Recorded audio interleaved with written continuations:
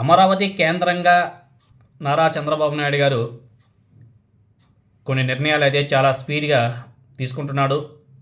అక్కడ వేగంగా నిర్ణయాలు కూడా జరుగుతున్నాయి. ఇప్పటికే ఆ నిర్మాణాలకు సంబంధించి సిఆర్డీఏ టెండర్లను కూడా ఆహ్వానించింది. త్వరలోనే పనులు కూడా మొదలు పెట్టాలని చెప్పేసి ప్రణాళికలు కూడా సిద్ధం చేస్తున్నారు అధికారులు. ఇప్పుడు ఇదే సమయంలో అమరావతి ఓఆర్ఆర్ ప్రాజెక్టులో ఒక కీలక నిర్ణయం కూడా జరిగింది. ఏమంటే ఏపీ ప్రభుత్వం ప్రతిపాదించిన 189.4 కిలోమీటర్లు 6 వరుసల యాక్సెస్ కంట్రోల్ ఓఆర్ఆర్కి కేంద్ర రవాణా శాఖ అలైన్మెంట్ కమిటీ ప్రాథమికంగా ఆమోదముద్ర కూడా వేసింది. అయితే ఆ ఓఆర్ఆర్కు దగ్గరగా ప్రతిపాదించినటువంటి తూర్పు బైపాస్ అవసరం లేదని చెప్పేసి కూడా దాంట్లో పేర్కొనడం కూడా జరిగింది కేంద్ర ప్రభుత్వం.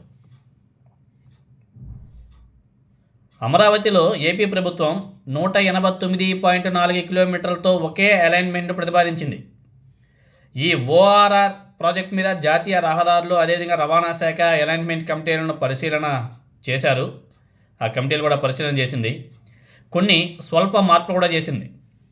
ఈ ప్రాజెక్ట్కి సివిల్ వర్క్స్ అదేవిధంగా భూసేకరణ వ్యయం కలిపి 16,310 కోట్లు వ్యయం అవుతుందని చెప్పేసి అంచనా కూడా వేశారు. అదేవిధంగా ఆ నిర్మాణంలో వినియోగించే సిమెంట్ కానీ స్టీల్ అదేవిధంగా మిగతా ఏవైతే మెటీరియల్స్ ఉంటాయో అవి రాష్ట్ర జీఎస్టీ మినహాయింపు ఇవ్వడంతో పాటుగా కంకర గ్రావెల్ తదితర మెటీరియల్కి సీనరేజ్ ఫీజు మినహాయింపు ఇస్తామని చెప్పేసి నారా చంద్రబాబు నాయుడు గారు హామీ కూడా ఇచ్చాడు. చాలా గొప్పదే. దీనికి సంబంధించి 1,156 కోట్ల మేర డబ్బులు కూడా తగ్గుతాయని చెప్పేసి వాళ్ళ అంచనాలు కూడా వేయడం జరిగింది. దీంతో చివరికి 15,154 కోట్లు కేంద్రం వెచ్చించాల్సి కూడా ఉంది. ఓఆర్ఆర్ నిర్మాణానికి 150 మీటర్ల వెడల్పుతో భూసేకరణ చేయాలని చెప్పేసి రాష్ట్ర ప్రభుత్వం ప్రతిపాదించింది. భవిష్యత్తులో అది ఓఆర్ వెంబడి రైల్వే లైన్ నిర్మాణం ఇతరత వాటికి కూడా భూమి అవసరం ఉంటుంది. 6 వరుసల రోడ్లకి 70 మీటర్ల వెడల్పుతో భూసేకరణ సరిపోతుంది. భవిష్యత్తులో 8 వరుసల విస్తరణకి వీలుంటుందని చెప్పేసి ఆ కమిటీ కూడా నిర్ణయం తీసుకోవడం జరిగింది. ఇదే సమయంలో ఈ కమిటీ మరో కీలక సూచన కూడా చేసింది. 4 వరుసల బైపాస్ అవసరం లేదని చెప్పేసి ఇక్కడ స్పష్టం చేసింది. 4 వరుసల బైపాస్ ఆ రోడ్డుకి అవసరం లేదని చెప్పేసి కూడా వాళ్ళు చాలా స్పష్టంగా చెప్పడం కూడా జరిగింది. దానికి సమాంతరంగా ఉండే తూర్పు బైపాస్ నిర్మించాల్సిన అవసరం లేదని చెప్పేసి కూడా పేర్కొనడం కూడా జరిగింది. వాళ్ళు ప్రస్తావన కూడా తీసుకురావడం జరిగింది.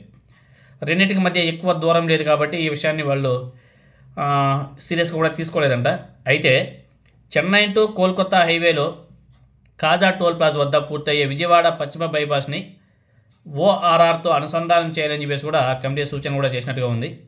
అదేవిధంగా ఓఆర్ఆర్ పరిధిలో భూముల క్రయ విక్రయాలను స్తంభింపజేయాలని చెప్పేసి కూడా కమిటీ రాష్ట్ర ప్రభుత్వాన్ని కోరడం, లేకపోతే భూసేకరణ వ్యయం పెరిగిపోయే అవకాశం కూడా ఉందని చెప్పేసి కూడా వాళ్ళ అభిప్రాయపడ్డట్టుగా కూడా తెలుస్తుంది. ఇలా నారా చంద్రబాబు నాయుడు గారు తన కసరత్తు కూడా మొదలుపెట్టేశాడు అమరావతిలో. మరి ఈ 5 సంవత్సరాల్లో అక్కడ ఏమన్నా సరే పురోగతి ఉంటుందా అన్నది కూడా ఒక క్వశ్చన్ మార్క్గా ఉంది. పురోగతి లేకపోతే నెక్స్ట్ 2029 తెలుగుదేశం పార్టీ కూటమి అధికారంలోకి రాకపోతే పరిస్థితి ఏమిటి అనేది కూడా ఒక క్వశ్చన్ మార్క్గా మిగిలిపోయింది. చూడాలి మరి.